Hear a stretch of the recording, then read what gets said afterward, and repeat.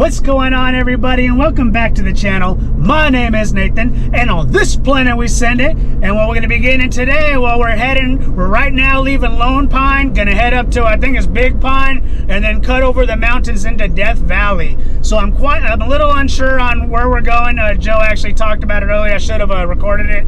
But basically the overall plan for today's video is, like I said, we're leaving Lone Pine. We're gonna cut across, I don't know if it's going to be a truck trail or if it's going to be, you know, some rocky environment as we head over into Death Valley, but it should be scenic regardless. If we make it to Death Valley, and I say if because Joe is saying that if we're iced over, we're going to go to Plan B. But as long as we're able to make it over into Death Valley, we're going to stop by in a few of those monument areas, check out some of the things over there you're able to see in Death Valley, and then, you know, we'll make our way around the southern section. So we're kind of going to be doing a very big loop from Lone Pine back up north, around and back down and up to Lone Pine. So it should be at a minimum very scenic because, like, right now we're kind of in a desert environment, and even though we got some of the most beautiful Sierra Nevadas here off my left, and like seriously it is beautiful here, but we're going to be kind of being in this desert environment. I think once we get a little bit north, maybe it starts turning into meadow area, but then we're definitely going to just cut back on across over to the desert environment, play out there, get a little bit more dusty because everyone's Jeeps are already pretty much caked in dust anyways from yesterday. Regardless, it should be a pretty scenic and beautiful day, and I'm looking forward to it. Again, Joe, thank you for this trip and having me and my family and everyone, all 13 Jeeps coming along. It's going to be a great day. All right, I got a plan in place. Risks are acceptable. Let's go ahead and send it.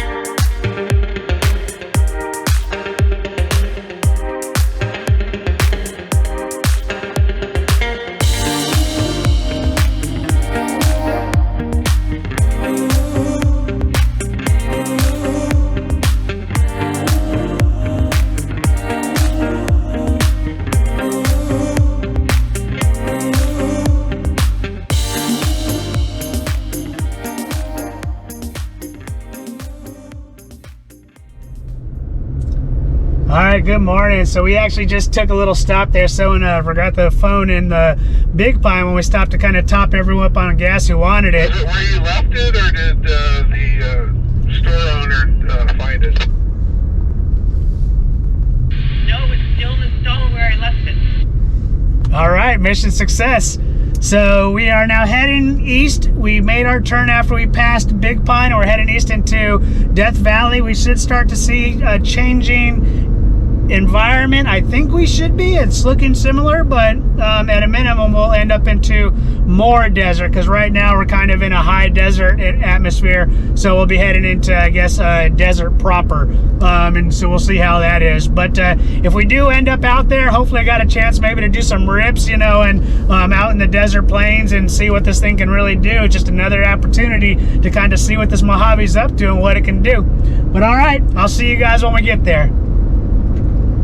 So if you're a little confused in relation to making it through Death Valley, well, you're not alone, because at that point, I had no idea what Joe's going to bring us over the mountains and through the woods and through the snow on our way to Grandma's house in Death Valley, but that was the plan.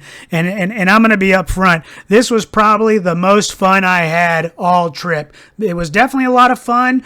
Mostly all the other stuff was a lot of beautiful scenery, just a lot of cool stuff. But this is where I started to really have some fun because I'm from the desert. I live in San Diego. We hardly get a rain, let alone chances to play in the snow. And so now is my opportunity to just sort of let it loose. And I had seen some people out there saying, hey, the Mojave desert rated, it's also snow rated. So this was my chance to really put to the test what everyone else was saying. So we're just going to kind of show a couple of clips here and showing you kind of as best I can what it was like in the snow. But just understand we are going to end up turning around because it unfortunately ended up becoming just a little too deep, even for Joe. Joe, who has a V8 LT1 10-speed, it's still, even for him, he was really just draining the gas, and it was just becoming a little too much. So we decided to turn around and go to plan B, but let's show you the fun we are having here in the snow.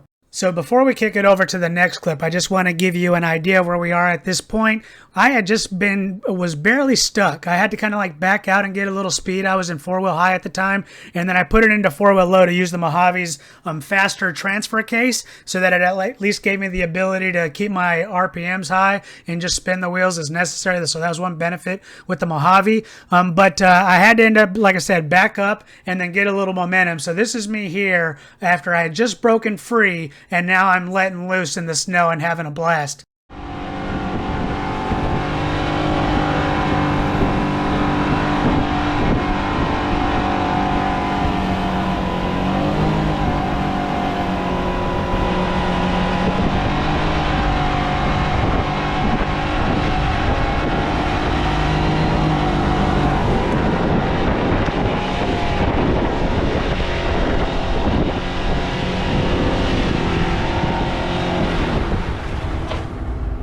All right, I'm right now waiting for Joe. He's basically trying to cut a path through the snow right now.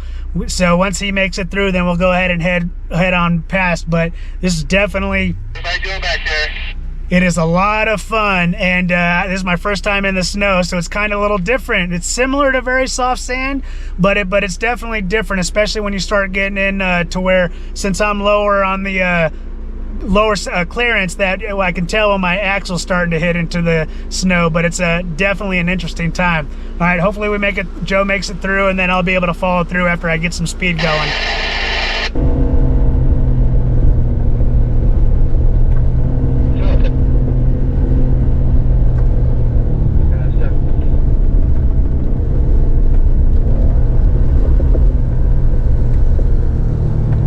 Tails rolling. Should you back up?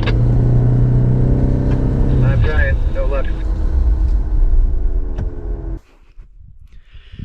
So after we aired down, we got going, and then someone ended up getting stuck, potentially didn't air down enough. So you bring a lot of San Diego boys and girls out here to the snow. We're not quite sure how to act, but few of us have, lived and born and raised in the snow, so we'll get through it. It's just a matter of making sure the... I'm heading towards Patrick. It sounds like right now the person is loose, so it's time for me to get down in there and get on going myself, because I'm heading uphill right now, and even I'm a little concerned about getting the momentum. So let's go ahead and send it.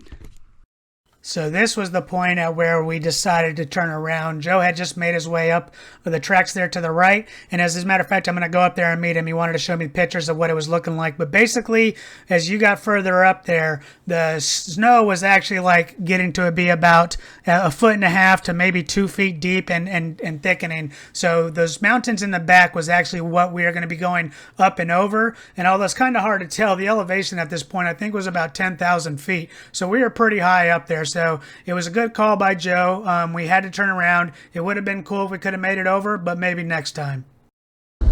Hey guys, Nate and I are on our way out. And Patrick.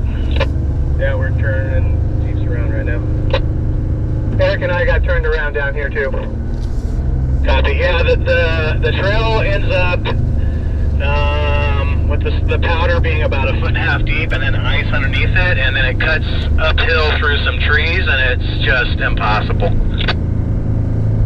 So I don't know how well it was caught, but it looks like we're going to be doing Top of the World out there by Lone Pine, which is going to be some really scenic stuff. We are actually possibly thinking about doing it tomorrow before we headed out there, because it's pretty, it's not too long, it's pretty easy and very scenic. It's also where a lot of the movies were old westerns and a lot of maybe even current ones. I'm not sure about current, but they used to go out and do a lot of recordings.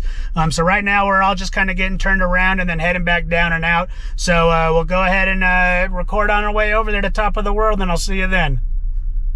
So man, the snow was a lot of fun. I was just enjoying ripping through the snow and seeing the snow kind of flying up the side of the Jeep as it go past the window. I just thought that was so cool. But it was absolutely the right reason and good call to go ahead and turn around. Although you'll see here in about 2 clips where I was just like, you know what? Let me get one last final rip here in the snow and just kind of test out the Mojave to see if it really is snow rated. We didn't get too deep into it, Joe.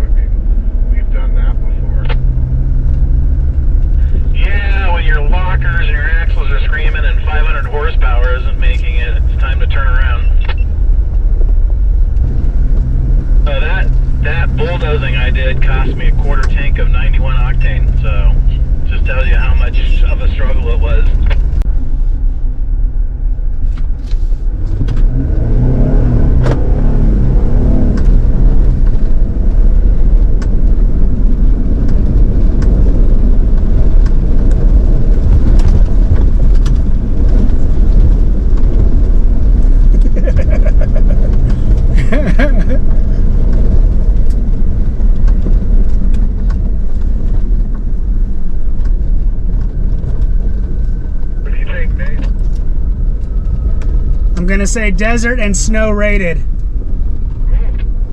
Once we got into Lone Pine, we ended up turning to the west, and you start heading on this road to where this road actually ends up at the bottom of Mount Whitney, to where hikers during the correct season can go ahead and climb to the top of it. Mount Whitney is the highest peak in the contiguous United States at 14,500 feet, but this is also the same route that we had to head on out to Alabama Hills. So we're going to go ahead and kick off a little music montage on some of the beautiful scenery until we get to some of the major features of Alabama Hills.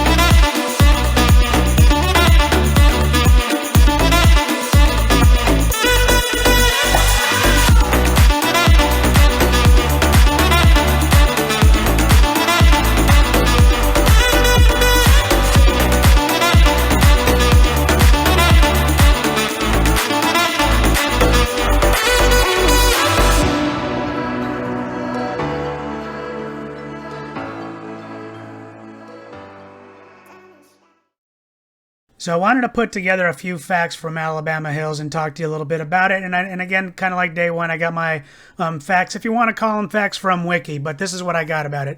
So the name Alabama Hills came from a Confederate warship that was during the American Civil War. When news of the ship's exploits reached the prospects in California sympathetic to the Confederates, they named many mining claims after the ship, and the name came to be applied to the entire range. Alabama Hills was a popular filming location for television and movie production, especially westerns set in the atypical rugged environment. The first known movies filmed in Alabama Hills was a movie called Water, Water Everywhere and Cupid the Cowpuncher, both shot in 1919 and released in early 1920. There's actually a movie museum about the old westerns that you can visit in Lone Pine, again, just to the east of Alabama Hills. But since then, hundreds of movies and shows have been filmed here, including Tremors, Iron Man, Django Unchained, and many others. As a matter of fact, many episodes of various television shows have been shot here, like the old school Lone Ranger, Bonanza, and Annie Oakley. Nearly every major Western actor in the 1930s and 40s and 50s rode their horses among these rocks. Every fall, the Lone Pine Film History Museum hosts a film festival, which bills itself as the only film festival on location because festival goers watch films shot in the area and then take tours of the Alabama Hills to see the very spot where those scenes were actually filmed. So that's actually pretty cool. The Alabama Hills features exceptional skies if you're into photography or you just want to stargaze, especially for Central California. It's considered an average dark sky. I mean, this low level of light pollution meets or exceeds conditions in many other popular locations for amateur astronomy, such as like Joshua Tree National Park, which is significantly closer to San Diego. On a clear night with no moon, a visitor with good dark adapted vision may see other galaxies, and they listed two of them, with unaided eyes. As a matter of fact, the Milky Way appears highly structured under these conditions. Alright, so this is the exact reason on why I record my videos at 60 frames per second in 4K. It's to give you guys, the viewers, the best possible feeling of what it's like to go to some of these most scenic places that I get to visit. So if you got a big screen TV or 4K or better, that can do 60 frames per second or better or whatever, just a big screen, I highly recommend you watch this part on that screen because this is probably some of the best cinematography that I could give you on this extremely beautiful location. And I'll have to admit, I think you can come up here on, this is called On Top of the World. Obviously, it's not the On Top of the World in Moab, but you can come up here, I'm pretty sure, with an all-wheel drive. As long as it got a decent amount of clearance underneath, you should be able to come up to this part. There's only one part that's a little tricky. Besides that, it's pretty much just a dirt road. It looked like some people were camping there. It was a campfire pit we had to watch out for, but this really is just some unbelievable beautiful area. And I kind of wish that the sun was maybe a little bit more overhead, because I would have liked to have gotten a good drone shot of the hill with the mountains in the background, but with the sun there, you'd have just got a straight shot of the sun, so that wouldn't have been ideal. But this is absolutely, if you are in the Lone Pine area and you got a little extra time, it's not that far from Lone Pine, it's just a few miles here to Alabama Hills, definitely take the time to come to On Top of the World and get some of these beautiful pictures like we were able to. What a great spot, Dad. Thank you for bringing us out here. Absolutely, guys. Yeah, great way to end the day, buddy. Thank you very much.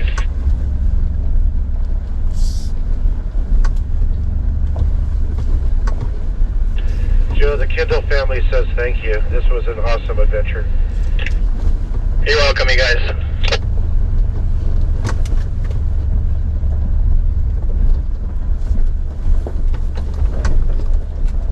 I expect better next time. I freaking knew that was coming, mate.